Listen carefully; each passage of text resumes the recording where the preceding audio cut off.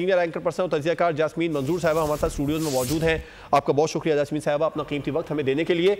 सबसे पहले तो पाकिस्तान तहरीक इंसाफ को मुतनब्बे कर दिया गया था कि जलसे का वक्त बता दिया गया था कि 7 बजे तक है, अब 8 से भी ज़्यादा का वक्त हो गया। पाकिस्तान तहरीक इंसाफ के कारकुनान अभी तक पंडाल में मौजूद हैं, तो खिलाफ वर्जी उन्होंने कर दी है। आने वाले जलसों में पाकिस्तान तहरीक इंसाफ को अगर यकीनी तौर पर इसकी इजाज़त अब इंतजाम की जानिब से नहीं दी जाएगी।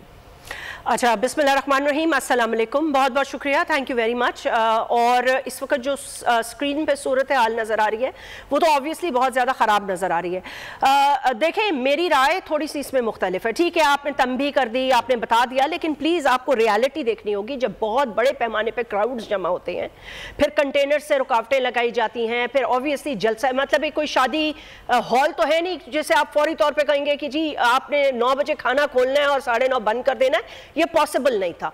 सो पहली बात तो ये कि ये स्ट्रैटेजी ही मुझे थोड़ी गलत इस तरह लगी कि इतने बड़े पैमाने पे अगर कहीं चले छोटे क्राउड्स भी हों, मैं कहती हूँ आप कहीं 5000 या 10,000 लोग भी आ जाए, उनको इतनी जल्दी इकट्ठा करना और मुंतशिर करना तकरीबन नामुमकिन है। अब ये लाठीचार्ज का सिलसिला शुरू हो गया है, अब उसके बाद आंसू गैस भी मारी जा रही है, तो जाहिर सी बात है क्राउड्स है ना, अब है तो पाकिस्तान की अवाम, अब क्राउड्स हैं, अब वो भी एजिटेट होंगे। वो उन्होंने ये हरकत क्यों की, क्या की, है तो हमारे रिपोर्टर्स हमें बताएंगे।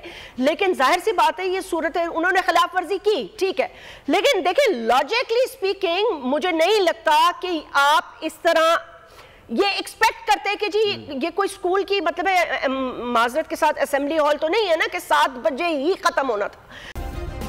सब्सक्राइब करें और बेल दबाएं ताकि कोई खबर रह न जाए।